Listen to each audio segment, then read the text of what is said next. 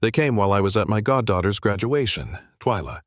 Bree's clipboard in hand, standing on my lawn with a locksmith trying to force my shed open under Article 12. I'm Clem Brody, semi-retired compliance officer living quiet in Mountain View, Arkansas. The camera caught every word. So did the email I printed and left folded neat under the old site plan they never bothered to read.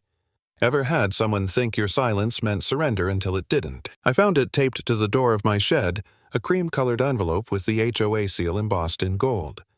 Not in the mailbox, not slipped between the storm door and the frame, not even left under the mat like a pizza coupon or some neighborhood bulletin. No, this was taped dead center like a dart on a bullseye. The placement wasn't incidental. It was a performance. The spring sun hadn't yet warmed the dew off the grass, and I was still in slippers, coffee in hand.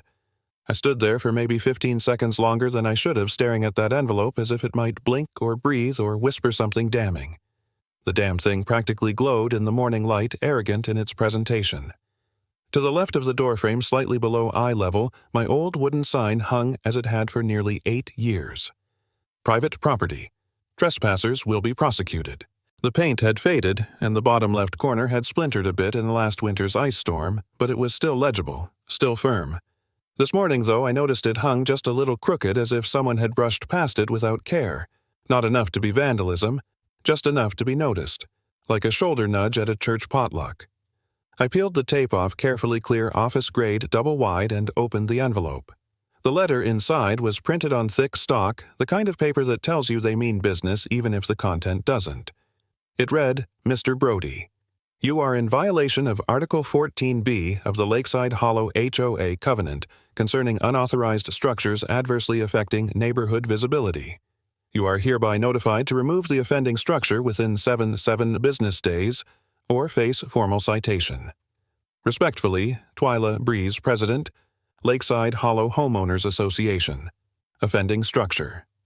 They meant my shed. The one I'd built legally, permitted in full by the county, painted to match the house, and placed it neatly along the back fence line behind a grove of maple.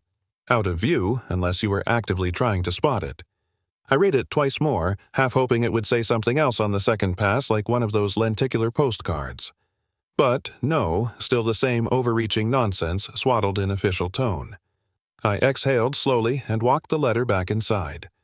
Marla was at the kitchen table cataloging returned books for the mobile library van. She looked up over her readers. What's that letter from the HOA? They want the shed gone. She arched a brow. You mean the one we built with a permit that shed? I nodded and placed the letter beside her coffee mug, the one with the faded librarian pun, check me out. She picked up the page, read it in silence, then let out a low whistle. Wow, she muttered, setting it down. Twyla's really bored, isn't she? She's always been petty, I replied. This is new, though. This feels calculated.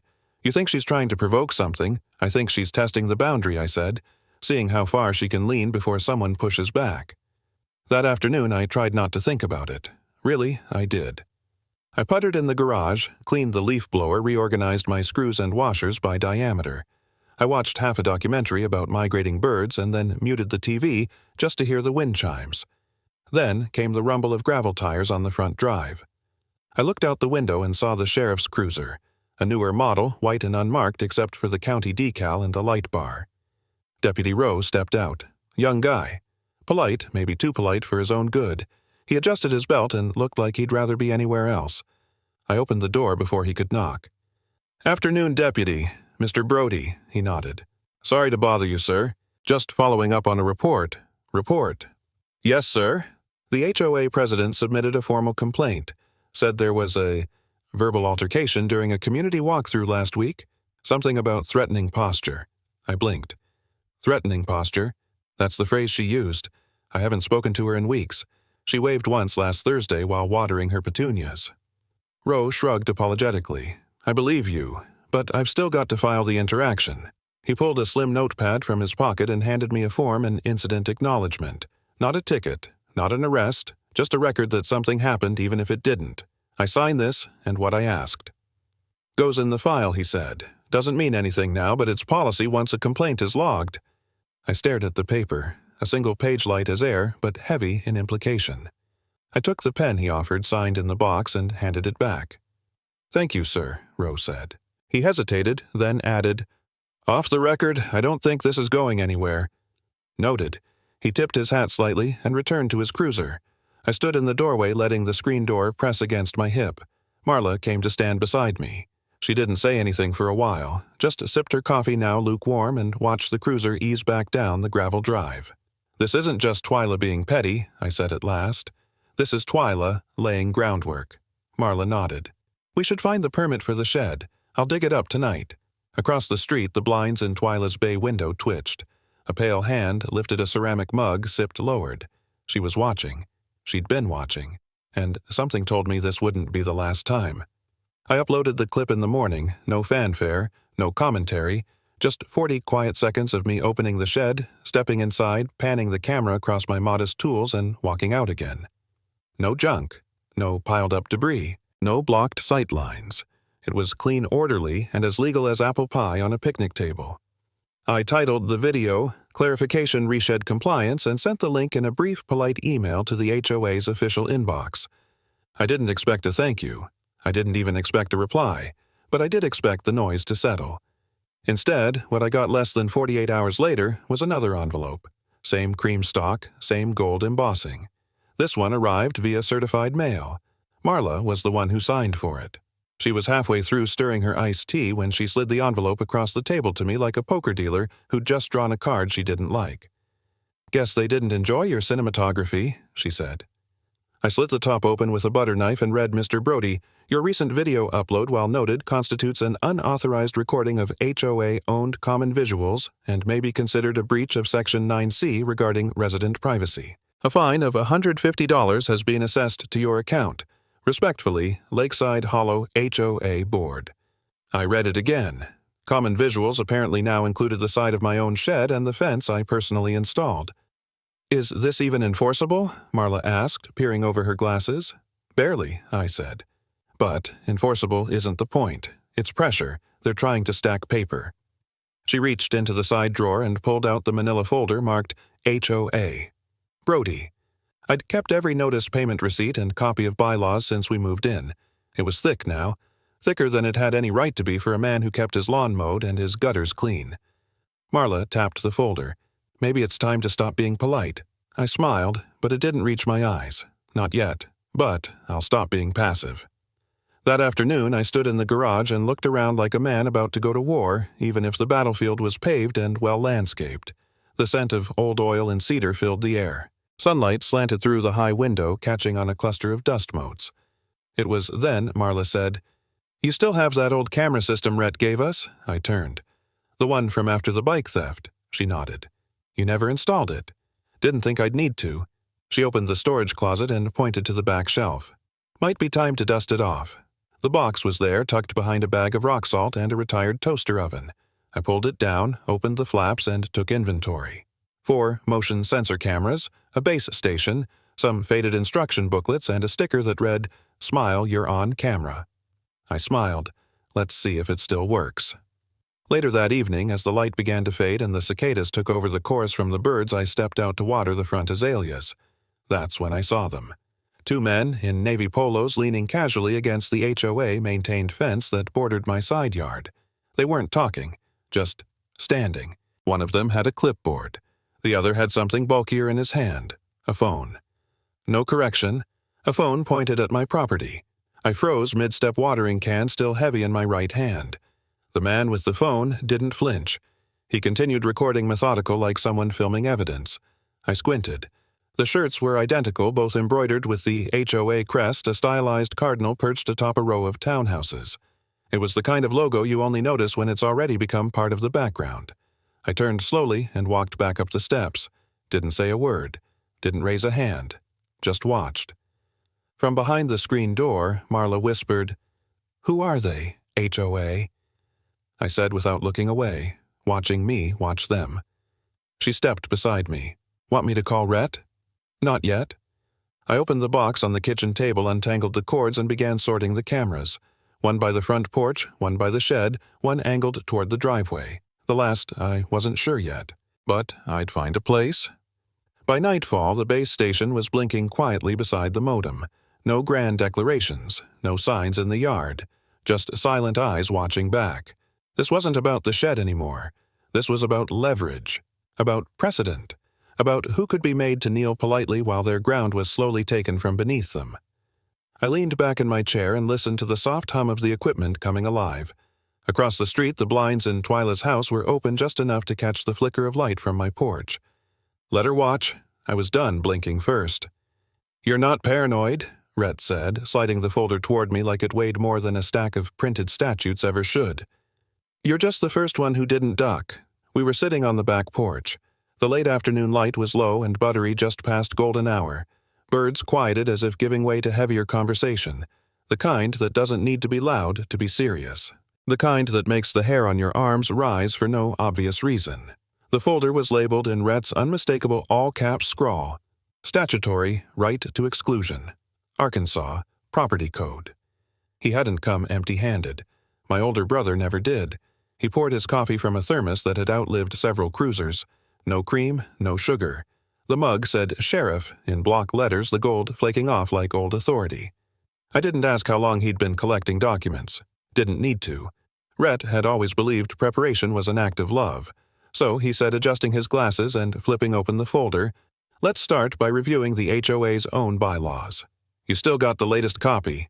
I nodded and handed him the dog-eared printout from the Brody household's ever-growing HOA folder. He scanned with the kind of focus you only see in retired men who miss the hunt. "Nope," he muttered after a while. "No mention of auxiliary structures being subject to common visibility allowances unless they extend into easement zones. Your shed's inside your line." "That's what I figured," I said, sipping my own cup lukewarm by now. Rhett flipped to a different page. "What's more interesting is this here Section 18D mentions a rezoning initiative filed last quarter. Did you know about that?" I blinked. "No." "What kind of rezoning?" He held the paper up. "Proposed repurposing of privately owned outbuildings for community storage and shared equipment access. Sounds like they want to collectivize sheds." "Collectivize!" I echoed, a bitter laugh in my throat. Rhett didn't smile. "You joke. But if enough board members vote on it and no one contests in the time it slides through, then they start citing violations as justification for absorption. Deem your shed out of compliance and offer a graceful repurposing. Seen it before." I looked out toward the shed, its tin roof catching the sun. It hadn't changed since I built it, but apparently its meaning had. "You ever mark the shed on your HOA registration form?" he asked casually. "Was I supposed to?" Rhett leaned back in his chair. "Technically no, but that's how they trap you. Bury it in optional disclosures and then say you failed to properly declare. Like tax code for lawn chairs." Marla stepped into the doorway, drying her hands on a kitchen towel. I heard tax code. "Do I need to make more coffee?" "Maybe," Rhett said, holding up another printout. "You might want caffeine for this." He unfolded a colored site map, one of those architectural-style documents that use pastel shadings and fine lines, the kind you usually see on clipboards at zoning meetings. He pointed to our property lot. I recognized the rectangular silhouette of our house, the curved outline of the front path, even the little triangle that represented our magnolia tree. Then he tapped the back corner of the shed. It was encased in a shaded box, labeled in crisp font, "Proposed Shared Storage Initiative, Phase 1, Lakeside South." I felt the breath leave me. Rhett laid a second page over it, a scanned copy of a funding request addressed to a mid-tier community grant provider in Little Rock. At the bottom, signed, Twyla Breeze, HOA, President. Dated February 14th, Valentine's Day. While I'd been buying Marla a new library lamp, Twyla had been submitting paperwork to convert my shed into a public tool closet. Marla stepped out, towel forgotten in her hand. She stared at the signature, then at me. "They're not just harassing you, Clem," she said softly. "They're taking aim." Rhett nodded. "This isn't about your lawn, your shed, or even some back fence grudge. This is about precedent. They get you to fold. They do it again." I stood, slowly. Walked to the edge of the porch and looked at the shed. The private property sign was still there, still skewed from where someone had brushed past it weeks ago. It looked tired, weathered. "I should repaint that," I said. Rhett smiled. "Make it bold. Make it loud." We repainted the sign that evening, bright red letters on clean white wood. I sanded the edges, straightened the post, and even added a new bolt to keep it steady. It felt ceremonial, like replanting a flag. As the sun dipped below the tree line, I stepped back and read the words aloud. "Private property. Trespassers will be prosecuted. Not a threat, a promise. Back on the porch, Rhett gathered his papers. I'll dig deeper, he said. See who else they've tried this on, and I'll check our HOA registration, I said. See what I signed and what I didn't. Marla put on a fresh pot of coffee. The air felt thick like pre-storm pressure, but for the first time in days I didn't feel cornered. I felt armed. The email came from Marla, forwarded at 7:08 a.m. Subject line: Saw this, thought you should too. I clicked it open in the basement where I'd unofficially set up what Marla jokingly called my war room. 3 mugs of coffee sat half-drunk on different surfaces. Legal pads, manila folders, HOA newsletters printed and reprinted. A corkboard with thumbtacks and red yarn might have looked paranoid to an outsider. To me, it looked like clarity. The email contained a screenshot of a community newsletter that had been distributed through the town hall's email list, a route I hadn't even thought to monitor. I read it once. Then again, Lakeside Hollow HOA has proudly submitted a grant proposal in partnership with the Arkansas Small Communities Fund for the implementation of a shared community storage structure which would serve as a resource for residents to store lawn and maintenance tools communally. Location TBD pending resident feedback and zoning review. I didn't need to ask where they planned to build it. I already knew. Marla walked down the stairs with fresh tea, set it next to me, and didn't say a word. She didn't have to.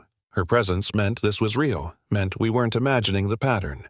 This was an operation, not a misunderstanding. I opened the draft FOIA request I'd started last night and added the necessary clause citing public grant submission transparency. I included the exact name of the Arkansas Small Communities Fund, attached my ID, and hit send. Rhett had warned me there might be resistance, but to my surprise I received a reply the same afternoon, a link to a cloud folder with 3 documents. The first was a scanned PDF of the grant application. The second, a project timeline. The third, a map. I opened the grant PDF first. The header was formal, but the tone tried too hard to be neighborly. Phrases like mutual trust resource sharing and community building through shared ownership peppered the text like sprigs of parsley on overcooked meat. About halfway through, I found what I was looking for. The proposed site is centrally located within Phase 1 of Lakeside South, ensuring equitable access to participating households. I didn't need a ruler. My property was the central lot in Phase 1. No other house had a side-facing shed with adjacent vehicle access and direct lawn clearance. The document continued. Unless property owners opt out in writing within 30 days of application filing, the HOA reserves the right to initiate structural modification plans in accordance with Section 18D. I felt a tightness form in my chest. Marla stood behind me now, reading over my shoulder. She spoke first. Look at the timestamp. I scrolled to the margin. Submission date, April 4th. Today was April 30th. I didn't need to do the math. Marla already had. Today's day 27, she said. 3 days. That's all we had left to stop this officially on record before it moved from threat to reality. I opened the second file, the project timeline. It detailed a 90-day execution window from acceptance. Phases were outlined in generic language: community consultation equipment, migration, shed modification, but the tone was unmistakable. This wasn't exploratory. This was procedural. I clicked on the final document, a map. It looked like the sort of zoning reference sheet Rhett had pulled for me last week. This one was cleaner, glossier. Clearly designed for presentation.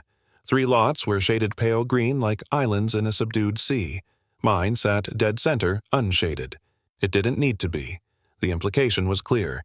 At the bottom was a signature box. Typed beneath it, Twyla Breeze, HOA, President.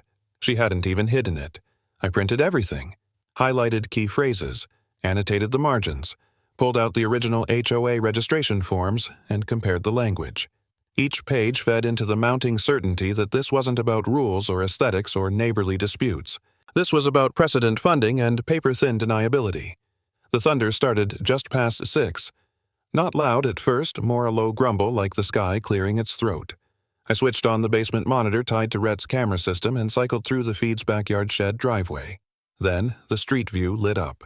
Parked just beyond the range of our mailbox sat the HOA compliance vehicle, a beige SUV with an inconspicuously mounted beacon light window cracked silhouette unmoving. Marla leaned in. "They're back." I didn't reply. I just stared.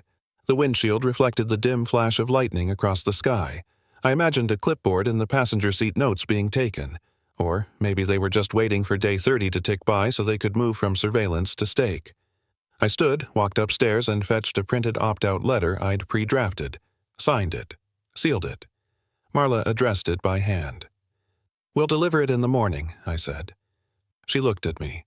"Not email, no. I want a paper trail, a witness, maybe a notary." Down in the basement, the camera blinked red as it recorded. Let them watch. So would I. The motion sensor tripped at 10:11 a.m. A soft ping echoed from the basement monitor where I was reviewing paperwork from the county assessor's office. The screen blinked split into 4 camera views, shed porch, driveway, and street. I leaned in, coffee going cold in my hand. There she was, Twyla Breeze. Hair set, lips pressed tight, clipboard in hand. She stepped onto my lawn like it was City Hall marble, deliberate and entitled. Flanking her was Travis Honeycutt in his HOA-issued polo, his usual smugness dulled into something unreadable. A third figure trailed behind them carrying a red tool case. Thin, balding sunglasses. Not from the neighborhood. I reached across the desk, activated backup recording, and toggled the audio feed. "Do it quickly," Twyla's voice snapped through the tinny speaker. "He's always watching." Yes, I was. I clicked the intercom. "You are trespassing on private property under Arkansas state law," I said, steady and slow. "This is being recorded and time-stamped." They froze. The locksmith hesitated at the gate, his fingers twitching on the latch. He looked at Travis, who offered no help. Then to Twyla, who turned to face the shed like a prosecutor with a warrant. "We are within our rights," she called out loud enough for the microphone to pick up clean. "Per Article 12.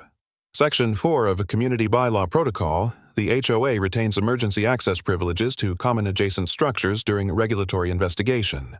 I let the silence sit. "Then, there is no emergency. This is private property. My shed is not a common adjacent structure. Article 12, Section 4 does not apply." Her lips thinned. "You're obstructing due process. You're initiating criminal trespass." The locksmith turned slightly blinking behind his glasses. He glanced up at the security camera, then back to Twyla. Travis cleared his throat. "Maybe we should." But she cut him off. "Proceed." I rose from my chair, walked up the stairs, and opened the front door. The Arkansas heat slapped me like a wet towel. Mid-June, no cloud in sight. I walked slowly toward them, passing the sign that now gleamed in sun-whitened letters, "Private Property. Trespassers will be prosecuted." The camera above the shed door turned silently to follow them. Its little red light blinked. The locksmith took a step toward the lock. Then a car pulled up. Dark blue Ford Explorer light bar on the dash window down. Rhett. He got out slowly, his khakis stiff from starch button-down, tucked tight old badge clipped to his belt, not regulation anymore, but still polished. He held no weapon, just a rolled folder of documents, and the weight of 25 years in county law enforcement behind his every step. "Morning," he said casually. "I hear there's an issue." Twyla straightened. "This is an internal HOA matter. No such thing when it involves entering private property without the owner's consent." She bristled. "We've cited the relevant bylaw, which is superseded by Arkansas Penal Code, Sever 539203. Rhett interrupted, flipping open the folder. "Unlawful entry. Civil trespass with intent to alter or examine private fixtures. Up to $500 in fines and a Class A misdemeanor if tools are involved." The locksmith took a literal step back. Travis looked like he wanted to melt into the grass. Rhett turned to the locksmith. "Just so we're clear, sir, if you pick that lock, your tools become part of an active incident report. You may be subpoenaed." "I wasn't informed of that," the man said quickly. "You are now." Twyla tried to recover. "We're acting within a grant-sanctioned initiative which has no legal standing without written consent from the property owner," Rhett said. "Which you don't have." He pulled out his phone, tapped into his contacts. "Sheriff's dispatch," he told her. "I'm calling in a 539 potential civil entry attempt in progress. No violence. Camera evidence available. Request unit for scene recording and witness verification." Twyla opened her mouth, but the words didn't come. Her jaw moved. Her clipboard shifted. Then she froze. The locksmith packed up. Didn't even ask for payment. He just nodded once to no one in particular and made his way down the driveway. Travis followed, silent eyes fixed on the gravel beneath his feet. Twyla stayed a moment longer, her shoes too white for the dirt. Then, with a clipped breath, she turned and walked off, arms stiff at her sides. Rhett ended the call, looked at me. "We've got them," I whispered. The HOA meeting opened with 3 minutes of silence for a dead oak tree and 7 minutes of leash law reminders. The room smelled of powdered creamer and metal chairs. Folded arms, passive faces, old grudges in every aisle. Gerald fumbled with the microphone. Twyla sat at the folding table like a queen stripped of her throne but still wearing the jewels. I waited, watched the time tick to 7:11 p.m. Then I stood. Permission to present. Gerald flinched. This isn't, usually how Twyla cut in. Present what exactly? I held up the small black USB. Documentation relevant to recent HOA enforcement actions and public grant funding. Silence. Then Gerald nodded. 2 minutes. I didn't correct him. Daniel, the high schooler from 2 houses over, was already leaning against the side wall phone held vertical. Lakeside Hollow Facebook group was live streaming, comments flying. One emoji popped up a popcorn bucket. I walked to the projector and slid the USB in. The first file auto-loaded. June 22nd, 10:11 a.m. Time-stamped. Clear. Shed camera feed. Twyla, on-screen clipboard in one hand, gesturing toward the door. Travis standing to her left. The locksmith's face visible nervous. My voice crackling over the intercom. You are trespassing on private property under Arkansas state law. A few gasps from the back. Twyla shifted in her seat. I tapped my laptop. Slide 2. An annotated screenshot of the HOA's grant map. 3 green-shaded lots. My house dead center. Zoomed corner signature. Twyla, Breeze, HOA, President. Someone whispered, "That's his yard." Slide 3, budget line items. Surveillance installation phase 1, $3,200 neighborhood storage facilitation, $8,700 community legal buffer fund, $2,000. I highlighted a receipt from an equipment vendor. Customer name, LSH, Homeowners Association delivery address, 2193 Lakeside Drive. Breeze, residence.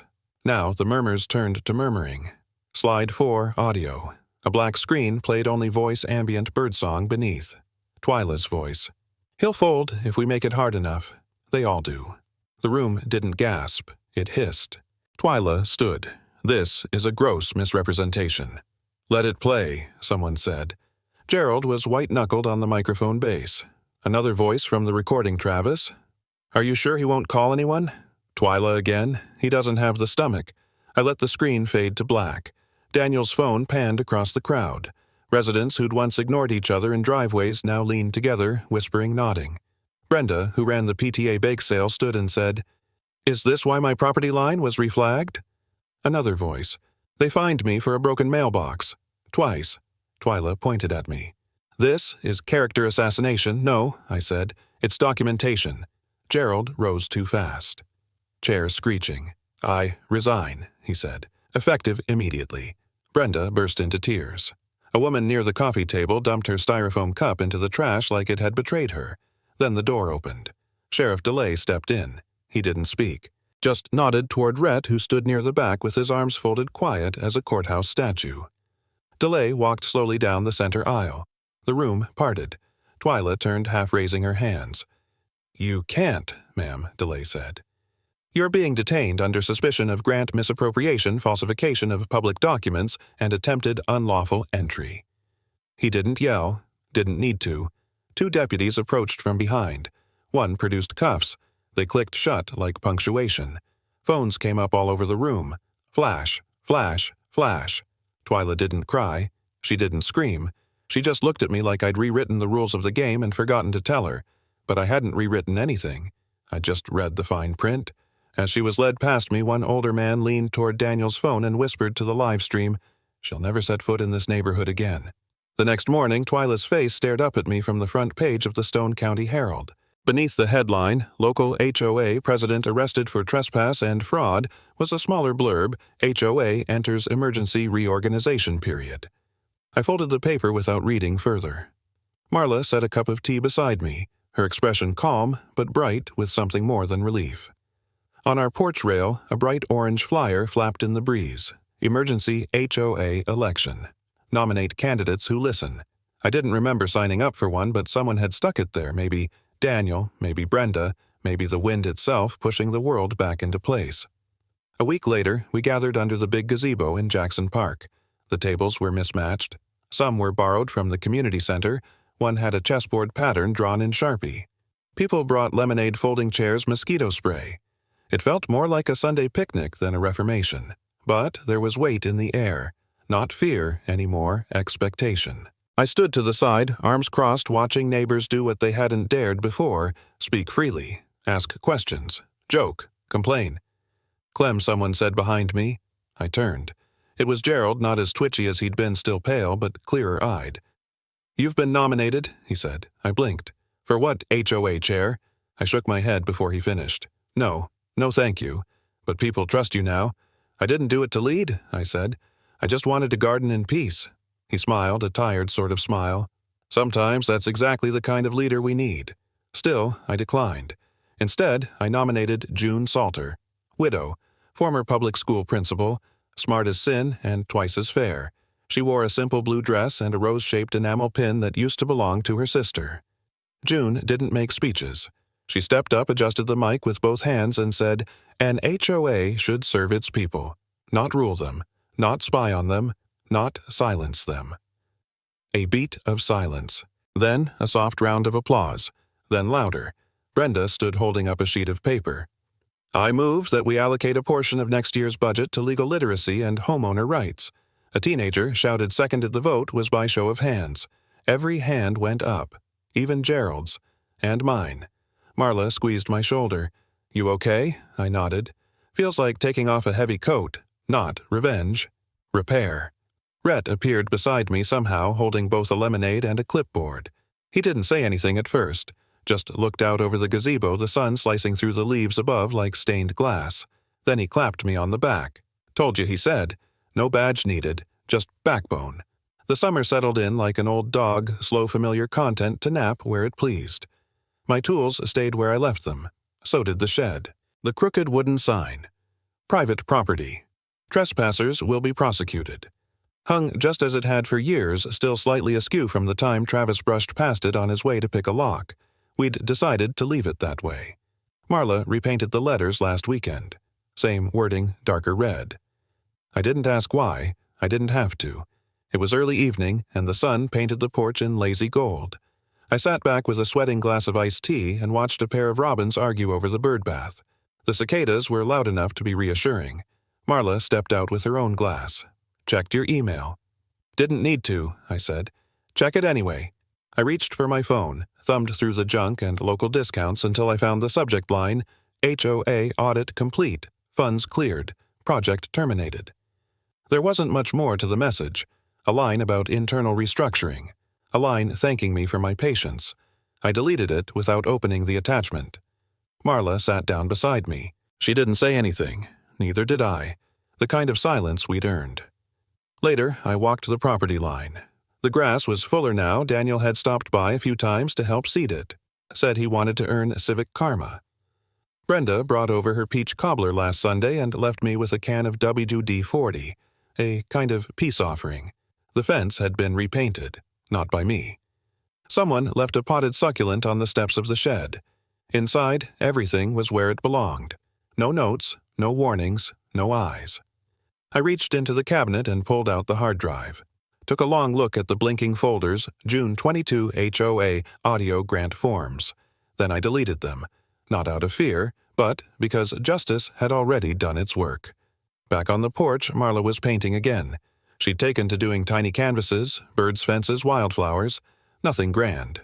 Just what she saw. She looked up at me and smiled. "You look untangled." "Fought for it," I said. She raised an eyebrow. "Not with fists." "No," I said, lowering myself beside her. "With facts, and footage, and a brother who still knows a few laws." She laughed, sipped her tea. The porch light clicked on. The camera above the door blinked green. Recording. Not in fear, just in case. Across the street, the old HOA office sat empty. A new sign in the window read, "Community Board. Open hours, Friday evenings." Kids were playing in the street again. Someone had brought out a radio. The crackle of distant country music drifted in like smoke from a familiar fire. The shed stood quiet behind us. No one touched it again. They didn't need to. They understood now. The porch boards still creak the same under my boots, but something in the air has settled like the way a field rests after harvest. That old wooden sign still hangs crooked by the shed door, now painted a deeper red, not as a threat, but a quiet reminder this space matters. Peace. I've learned isn't the absence of conflict, it's knowing where to plant your feet when the storm rolls in. Sometimes the battles we fight in silence teach us the most about who we are and what we won't let go of again. Have you ever stood your ground quietly and found something worth keeping because of it? Feel free to share it below or just let this story settle where it needs to.